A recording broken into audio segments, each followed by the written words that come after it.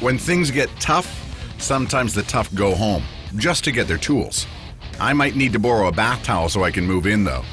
Elite techs would rather lend you some towels instead of their tools. Just don't get them started on thread counts. Hey, Sal. Hey, Dave. Good to see you. Good to see you. How's it going? Good. Can you give me a hand here? Thanks. Right on. Today we wanted to mock up our I Did It steering column. It's supposed to be a direct fit for the '64 Impala.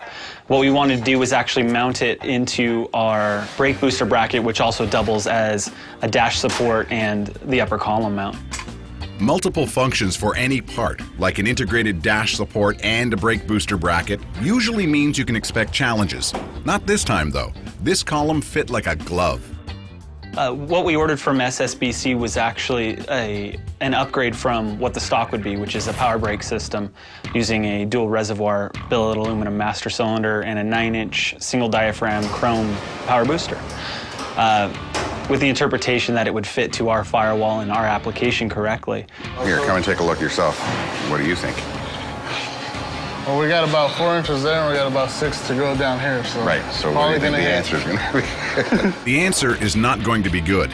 It's too tight. And these are already low-profile valve covers, right? This is the lowest valve cover we can get. Once we got it installed or mocked up, with our preliminary mock-up, we realized that the stock bracketry, first of all, wouldn't work.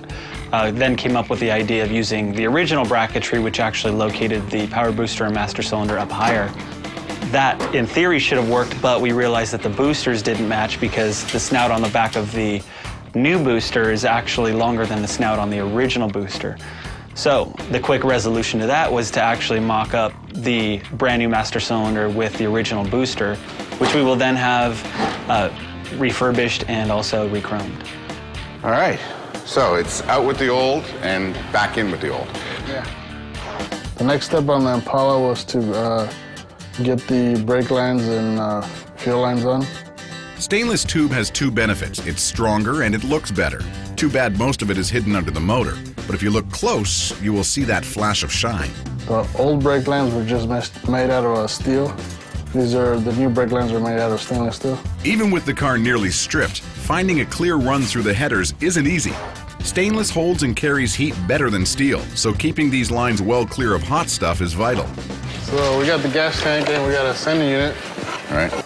The next project we tackled on that car was the fuel tank. We put the fuel sender in. Once we had the fuel sender in, we mounted the gas tank to the body. Prepping the tank is a quick solve. Where most run into trouble is hanging it. I know that from experience.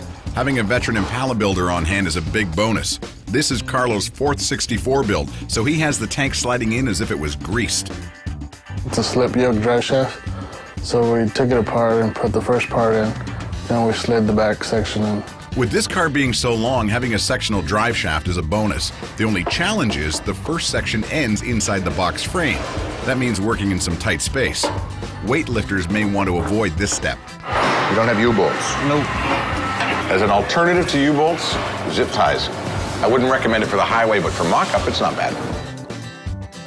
The last concern we have was whether and what kind of distributor we were going to have to use. The stock HEI distributor we thought was going to be way too big diameter-wise and hit the firewall. I brought in the MSD distributor, which was much thinner than the HEI distributor, giving us a little more clearance around the back of the distributor to the firewall.